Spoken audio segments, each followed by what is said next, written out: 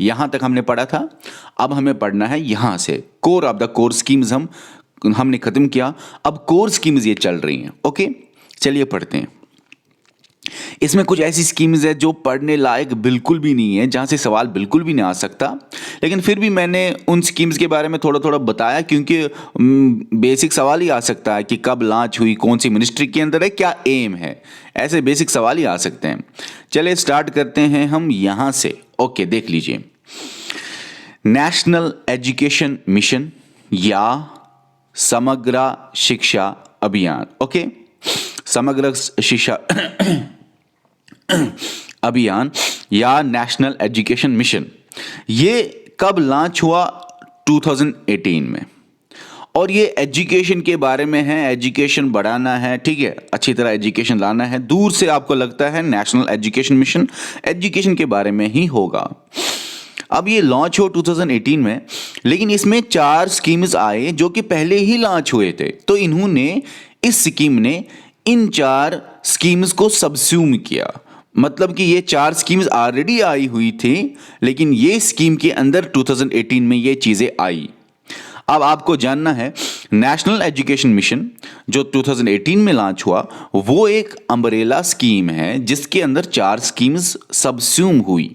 ये 4 schemes already थी, लेकिन ये इसके अंदर आई, एक साथ इंटीग्रेट हुई। देखो भाई, एक है साक्षर भारत, दूसरा है सर्व शिक्षा अभियान, तीसरा है राष्ट्रीय माध्यमिक शिक्षा अभियान, और फिर है centrally sponsored schemes on teacher education.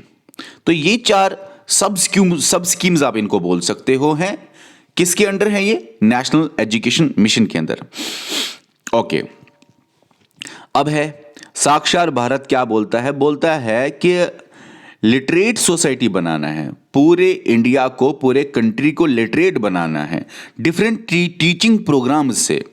उनमें वुमेन्स पे ज़्यादा फोकस करना है, उसके बाद एडल्ट्स, चिल्ड्रन, दोनों, चाहे मेल हो फीमेल हो, जो हो वो हो, लेकिन वुमेन्स पे ज़्यादा फोकस करना है। और ये 2009 में ये स्कीम लॉन्च हुई। ये सारी स्कीम्स जितनी भी है यहाँ पे जो आप ये पढ़ रहे हो, ये कौन सी मिनिस्ट्री के अंदर आती है? ये आपको याद रखना है, MHRD के अंदर, ministry of human resource development के अंदर। अब दूसरी स्कीम है सर्व शिक्षा अभियान। ये बोलता है कि एजुकेशन देना है, ये सारी एजुकेशन के बारे में ही है। तो ये बोलता है एलिमेंट्री या प्राइमरी एजुकेशन देना है सोसाइटी में, कंट्री में प्राइमरी या एलिमेंट्री एजुकेशन देना है फ्री में, और 6 से 14 इयर्स तक जो बच्चे हैं उनको ये एलिमेंट्री एजुकेशन या प्राइमरी एजुकेशन सर्व शिक्षा अभियान के अंदर देना है। ठीक है, अब ये स्कीम 2002 में लॉन्च हुई। कौन सी मिनिस्ट्री के अंदर है? पता है आपको। उसके बाद है राष्ट्रीय माध्यमिक शिक्षा अभियान। ये एक्चुअली एलिमेंट्री या प्राइमरी एजुकेशन के लिए स्कीम नहीं लाई गई। ये एजुकेशन देना है किनको? सेकेंडरी एजुकेशन को डेवलप करना है। सेकेंडरी एजुकेशन आपको पता है 11th 12th, ठीक है ना। अब इसमें क्या है कि देखा गया सेकेंडरी एजुकेशन में बच्चों का एनरोलमेंट रेट कम है, तो एनरोलमेंट रेट बढ़ाना है बच्चों का। और ये स्कीम जो है राष्ट्रीय माध्यमिक शिक्षा अभियान, इसमें जो बच्चे कवर हो जाएंगे वो होंगे 15 साल से लेके 17 इयर्स तक। और ये 2009 में ये स्कीम लॉन्च हुई। अब आपको ये जानना है 2009 में लॉन्च हुई, 2002 में लॉन्च हुई, 2009 में लॉन्च हुई, किस मिनिस्ट्री के अंडर आती है, क्या एम है? राष्ट्रीय माध्यमिक higher secondary education, elementary education, overall country में, सोसाइटी में लिटरेट बनाना। अब है centrally sponsored schemes on teacher education.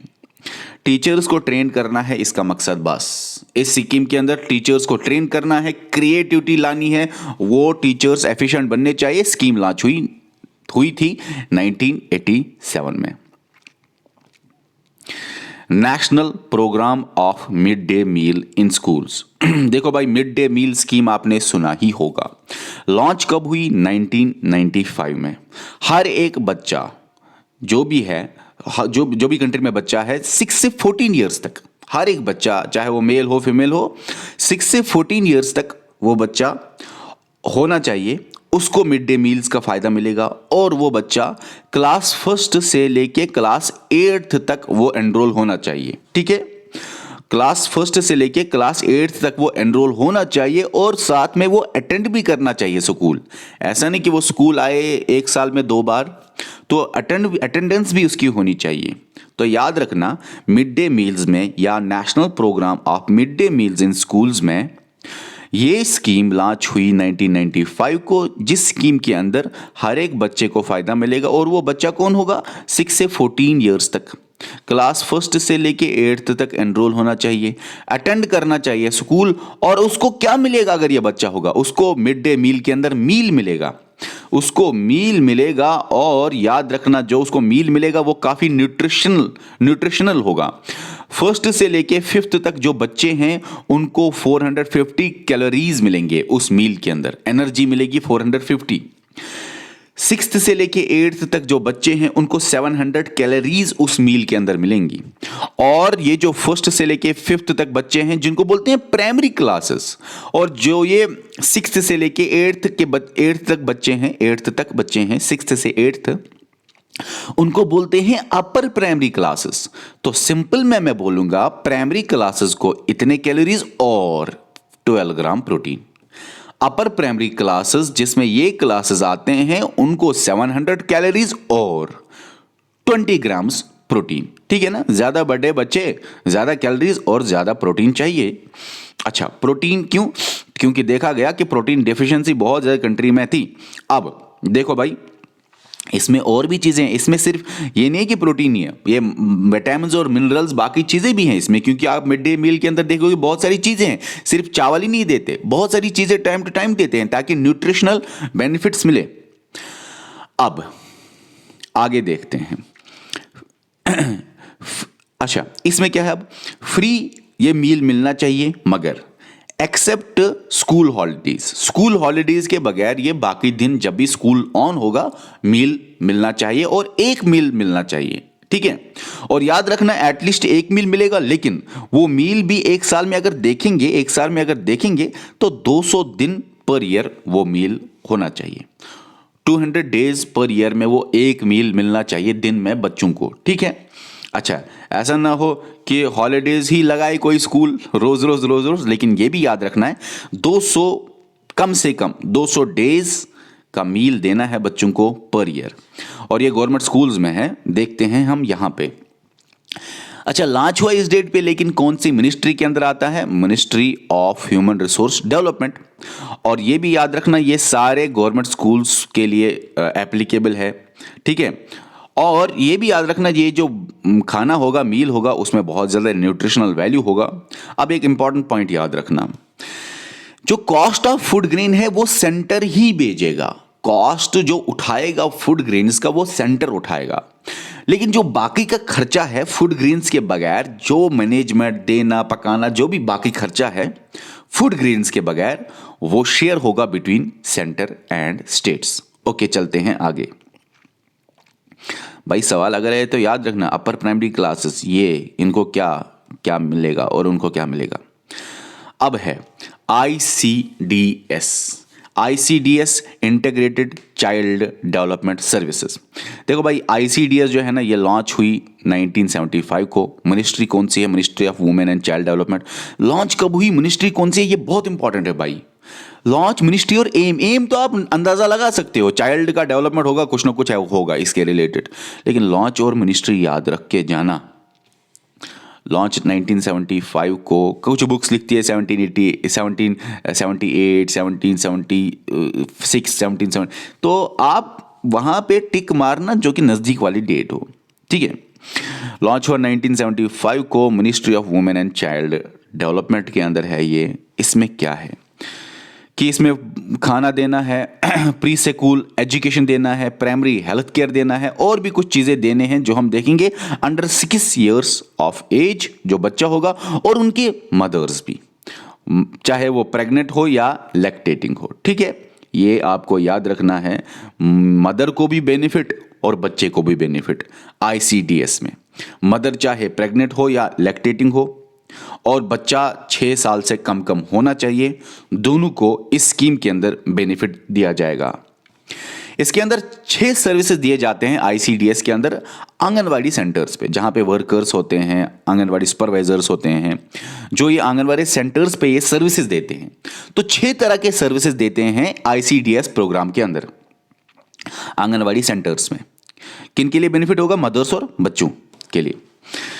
याद रखना, सबसे पहले सप्लीमेंट्री न्यूट्रिशन देते हैं 6 ईयर्स ऑफ एज बच्चे और मदर्स, ठीक है। प्री स्कूल एजुकेशन देते हैं बच्चे को 3 से लेके 6 ईयर्स तक, बच्चा जब पहुंचेगा 3 से 6 तक साल तक, तो उसको प्री स्कूल एजुकेशन देते हैं। इम्यूनाइजेशन, वैक्सीन करते हैं। वैक्सीनाइजेशन, इम्यूनाइजेशन आपको पता है ना कि मतलब वैक्सीन करना ताकि आपकी इम्यूनिटी बढ़ जाए, आपकी बॉडी में ऐसा कोई डालना जिससे आपकी बॉडी का इम्यून सिस्टम स्ट्रांग हो जाए, ठीक है। आपकी बॉडी में बाहर से कोई एंटीबॉडी डालना जिसकी वजह से आपका इम्यून सिस्टम स्ट्रांग हो जाए। आपको मैं एक बात बताऊं, जिसमें भी शायद आप में भी होंगे कुछ जो कोरोना वायरस से लड़ चुके हैं, जिनको कोरोना वायरस कोविड हुआ है और वो लड़ चुके हैं, पता है उनका इम्यून सिस्टम कितना खतरनाक है? उनका इम्यून सिस्टम बहुत ज़्यादा ब्लास्ट हो गया होगा, बहुत खतरनाक हो गया होगा। तो उनको नेगेटिव पॉइंट से ज़्यादा पॉजिटिव्स है, अब उनको बेनिफिट है। उन्होंने इस, फॉर एग्जांपल आपने कोई चीज़ की तो आपको उस चीज़ का फ़ायदा मिला, मान लो आपकी सिलेक्शन हुई, कितना फ़ायदा मिलता है। इसी तरह ये लड़ना है कोरोना वायरस से, मतलब इम्यूनिटी अपने आप के अंदर बहुत ज़्यादा स्ट्रांग हो गई, वो बॉडी लड़ी उसके साथ, तो इम्यूनिटी बढ़ गई, ठीक है ना। अब यही मैं बोल रहा हूँ कि बॉडी के अंदर एंटीबॉडी कोई डालना ताकि इम्यून सिस्टम स्ट्रांग हो जाए। वैक्सीनेशन का काम यही होता है। चलो हम, ये तो मैंने शॉर्ट में बोल दिया। देखो, हेल्थ चेकअप मतलब हेल्थ चेकअप भी करेंगे, प्री स्कूल एजुकेशन देंगे, रेफरल सर्विसेज का भी इंफॉर्मेशन देनी हो या रेफ़र करना हो, किसी जगह पे इंफॉर्मेशन देनी हो, न्यूट्रिशन और हेल्थ एजुकेशन, ये सारा कुछ इनको मिलेगा। अब आगे चलते हैं। National livelihood mission, Deen Dayal Antyodaya योजना, नेशनल लाइवलीहुड मिशन या दीन दयाल अंत्योदया योजना। याद रखना, इसमें रूरल में भी है और अर्बन में भी है। National rural livelihood mission, national urban livelihood mission, ये याद रखना, ठीक है। अब देखो, ये जो नेशनल रूरल लाइवलीहुड मिशन है, ये मिनिस्ट्री को, किस मिनिस्ट्री के अंडर है ये याद रखना, मिनिस्ट्री ऑफ रूरल डेवलपमेंट के अंदर 2011 में ये लॉन्च हुआ। नेशनल अर्बन लाइवलीहुड मिशन किस मिनिस्ट्री के अंदर है? Ministry of housing and urban development. 2014 में ये लॉन्च हुआ। अब ये जो नेशनल लाइवलीहुड मिशन है, रूरल या अर्बन वाला जो भी है, इसमें जो मकसद थे एक जैसे थे लगभग। तो याद रखना, इसमें क्या है, टारगेट करना है पुअरेस्ट ऑफ द पुअर को, गरीब से भी, जो गरीब बीपीएल से भी नीचे जो गरीब होगा उसको टारगेट करना है, उसको बेनिफिट देना है। सस्टेनेबल लाइवलीहुड एनहेंसमेंट लाने हैं कि लाइवलीहुड उनका इस तरह से होना चाहिए कि वो सस्टेन रहे, ये नहीं कि अभी पैसे मिले तो बाद में 1 साल बाद फिर से वो गरीब, ठीक है। इस तरह से कुछ टेक्निक्स लाने हैं, बेनिफिट्स देने हैं उनको, स्किल्स उनके बढ़ाने हैं, नॉलेज उनको बढ़ाना है, कोशिश करनी है उनको एम्प्लॉयमेंट मिले ताकि उनको लगातार रोजगार मिले, ठीक है। Okay, national skill development mission, देखो भाई 2015 में लॉन्च कब हुआ? 15 में। कौन सी मिनिस्ट्री के अंदर आता है? स्किल डेवलपमेंट एंड एंटरप्रेन्योरशिप, ठीक है। अब नेशनल स्किल डेवलपमेंट मिशन में स्किल ट्रेनिंग एक्टिविटीज होती हैं, स्किल ट्रेनिंग एक्टिविटीज होते हैं, स्किल्ड बनाया जाता है, लोगों को स्किल्स दिए जाते हैं, स्किल ट्रेनिंग एक्टिविटीज कराई जाती हैं। और याद रखना, इसमें अचीव क्या है? Achieve vision of skilled India, जो स्किल्ड इंडिया है उसका विजन भी अचीव करना है नेशनल स्किल डेवलपमेंट मिशन के अंदर। Mission for empowerment and protection for women कब लॉन्च हुआ? खुद देखो। कौन सी मिनिस्ट्री के अंदर आता है? खुद देखो। अब ये वुमेन के अंदर ले ही होगा, लिखा है वुमेन, जेंडर इक्वालिटी को बराबर करना है, जेंडर जस्टिस को लाना है, इक्वल राइट्स देने हैं, ऐसे ही बातें होंगी उसके अंदर, दूर से आप अंदाजा लगा सकते हो। अब खुद देखो, अर्बन रेजुनेशन मिशन, या इसको बोलते हैं अमृत भी, ये याद रखना, अमृत की full form Atal mission for rejuvenation and urban transformation. अच्छा, रेजुविनेशन, अब आगे ये देख लेना कि कब लॉन्च हुई, कौन सी मिनिस्ट्री के अंदर आती है? देखो भाई, ये जो अर्बन रेजुरेशन मिशन है या अटल जो ये मिशन है, इसके अंदर क्या है? वाटर सप्लाई को प्रॉपरली देना है लोगों को, पोल्यूशन कम करना है, ग्रीनरी और पार्क्स को बढ़ाना है, स्मार्ट सिटीज को बनाना है। तो याद रखना है, ये जो मिशन है अर्बन एरिया को ट्रांसफॉर्म करने के लिए है, वहां पे ग्रीनरी या पार्क्स को बढ़ाना है। तो ओवरऑल ये पोल्यूशन को कंट्रोल करना है और बाकी चीजें उसके रिलेटेड था। ये मॉडर्नाइजेशन ऑफ पुलिस फोर्सेस कब लॉन्च हुई, कौन सी मिनिस्ट्री के अंदर आता है? स्टेट गवर्नमेंट जो स्टेट पुलिस के ऊपर सॉरी एक बात याद रखना, स्टेट गवर्नमेंट का पुलिस होता है और वो ज्यादा डिपेंडेंट होता है आर्मी या सीआरपीएफ पे। तो याद आपको रखना इसमें क्या है, मॉडर्नाइज करना है स्टेट पुलिस फोर्सेस को, स्टेट पुलिस फोर्सेस को कम डिपेंडेंस बनाना है कि वो आर्मी या सीआरपीएफ पे डिपेंडेंट रहे। स्टेट्स में बहुत बार कहीं स्टेट्स में स्टेट पुलिस फोर्सेस का आर्मी और सीआरपीएफ पे डिपेंडेंट होते हैं। अपनी ही स्टेट पुलिस फोर्सेस को ज़्यादा एफिशिएंट बनाइए, उनको ज़्यादा अच्छी ट्रेनिंग दीजिए, उनको ज़्यादा एजुकेशन दीजिए इन मामलों में, ताकि वो डिपेंडेंट ना रहे आर्मी और सीआरपीएफ। ये है मॉडर्नाइजेशन ऑफ पुलिस फोर्सेस। अब आप देख लीजिए आगे, sorry, infrastructure facilities for judiciary कब हुई लॉन्च, कौन से मिनिस्ट्री के अंदर आता है? Department of justice government of India. Department of justice government of India किस मिनिस्ट्री के अंदर आता है, जरा देख लेना कमेंट करके। अब आगे आप देखो कि इसमें क्या है कि जुडिशरी जो है उनके कोर्ट हॉल्स कम है, उनको बढ़ाना है, जजेस की एकोमोडेशन कम है, उनको ज़्यादा करना है, ठीक है, और भी बहुत सारी बातें। Environment forest and wildlife में ministry of environment forest and climate change के अंदर आता है MOEFCC, और इसमें बहुत सारी चीज़ें आते हैं और वो भी सेंट्रली स्पॉन्सर्ड स्कीम्स ही हैं।